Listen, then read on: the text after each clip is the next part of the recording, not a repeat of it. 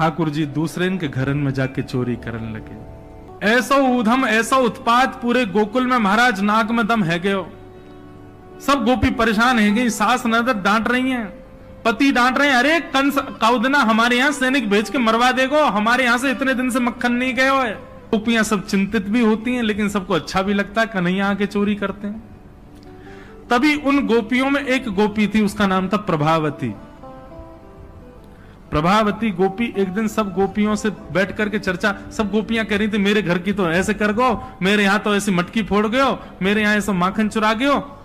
प्रभावती व्यंग में हंसने लगी, हंस करके बोली आज तक मेरे यहां दृष्टि भी नहीं डाली उस कन्हैया ने। अरे तेरो घर कैसे बच गयो? बोले अरे कन्हैया को अपने प्राण प्यारे होंगे तो मेरे घर के आसपास भी नहीं आवेगो, वो जाने ना है मेरा नाम प्रभावती है। अब ये बात गोपी कह रही थी सब सखियों से, इतने में ही वहीं एक बालक था, वो ठाकुर जी का मित्र था।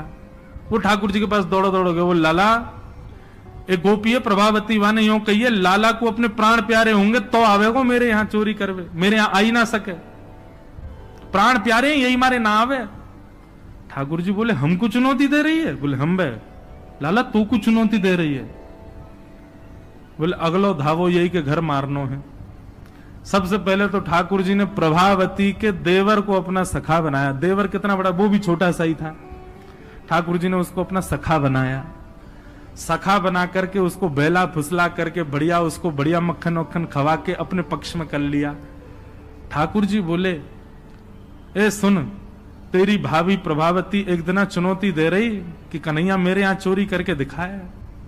प्रभावती का देवर बोलो लाला बता कहा करनो? बोले जा देना तेरी भाभी बढ़िया वारो मक्खन निकारे, बस तू संकेत कर दियो, और जब वो जमुना जल भरवे जावे घर में कोई नहीं हो वही समय हमारा आक्रमण होगो। ठीक है। प्रभावती ने एक दिन बढ़िया मक्खन निकारो और महाराज मक्खन निकाल करके छींके पर टांगो, और वो बालक ने देख लिया, दौड़ करके ठाकुर जी के पास बोले आज भाभी ने मक्खन निकालो, आज ही चलो लाला। बोला हाँ आज चलेंगे। प्रभावती यमुना जल भरने के लिए गई। ठाकुर जी उसके यहां प्रवेश कर गए, और प्रवेश करके महाराज चार चार के ऊपर तीन, तीन के ऊपर दो, दो के सबसे ऊपर ठाकुर जी, और ठाकुर जी लेकर के बढ़िया मक्खन खाने लगे। मक्खन पाते हैं, ग्वाल बालों को पवाते हैं, और जब सब पा लेते हैं तो फिर मरकान भूषण संग में बंदर और चलते हैं उनको भी पवाते हैं।